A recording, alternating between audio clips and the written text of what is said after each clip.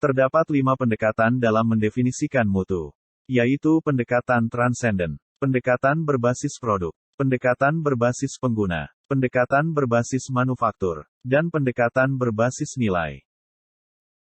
Menurut pendekatan transenden, mutu identik dengan keunggulan bawaan. Mutu mutlak dan dapat dikenali secara universal. Asumsi implisit dari pendekatan transenden adalah bahwa mutu tinggi adalah abadi, suatu esensi yang muncul di atas selera atau gaya individu. Pendekatan ini mengklaim bahwa mutu tidak dapat didefinisikan secara tepat dan digambarkan secara konkret, tetapi dapat dirasakan dan diekspresikan. Mutu tidak dapat dianalisis untuk dipelajari. Mutu hanya dapat dikenali melalui pengalaman dan dipahami secara intuitif. Perspektif ini biasanya digunakan untuk menggambarkan mutu produk seni. Ungkapan persetujuan terhadap mutu biasanya diwujudkan dalam ekspresi kegembiraan, kegirangan, maupun antusias yang besar. Perspektif ini kemudian dipakai untuk mempromosikan produk yang bisa membawa ke suasana senang dan bahagia, misalnya untuk departemen store dipromosikan sebagai tempat belanja yang menyenangkan, mobil dengan interior yang elegan, dan produk perawatan kulit yang bisa membuat cantik. Pendekatan berbasis produk memandang mutu sebagai variabel yang tepat dan terukur. Perbedaan mutu mencerminkan perbedaan kuantitas bahan atau atribut atau karakteristik atau fitur yang dimiliki oleh suatu produk. Pendekatan ini memberikan dimensi vertikal atau hierarkis pada mutu, karena mutu barang dapat diurutkan menurut jumlah atribut yang diinginkan. Konsekuensi dari pendekatan ini adalah mutu yang lebih tinggi hanya dapat diperoleh dengan biaya yang lebih tinggi.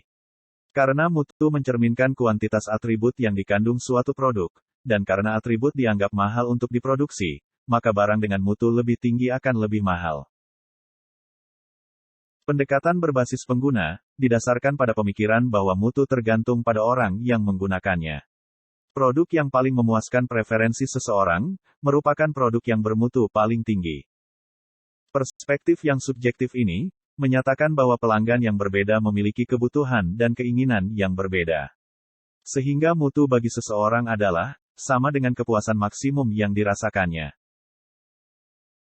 Perspektif berbasis manufaktur, menggunakan dasar ukuran atau standar yang ditentukan oleh pemanufaktur. Produk dikatakan bermutu jika memenuhi spesifikasi yang telah ditentukan oleh pemanufaktur. Dengan demikian, mutu ditentukan oleh standar-standar yang ditetapkan perusahaan, bukan konsumen yang menetapkannya. Menurut pendekatan berbasis nilai, mutu bersifat relatif, sehingga produk yang memiliki mutu paling tinggi, belum tentu paling bernilai. Menurut pendekatan ini, produk yang bermutu adalah produk yang paling tepat untuk dibeli. Berdasarkan pendekatannya, definisi mutu dapat disimpulkan sebagai berikut. Menurut pendekatan transenden, mutu adalah keunggulan bawaan. Menurut pendekatan berbasis produk, mutu tercermin dari sejumlah atribut produk yang dapat diukur. Menurut pendekatan berbasis pengguna, mutu adalah kesesuaian untuk digunakan. Menurut pendekatan berbasis manufaktur, mutu adalah kesesuaian dengan spesifikasi. Menurut pendekatan berbasis nilai, mutu adalah perbandingan kinerja dengan harga yang dapat diterima.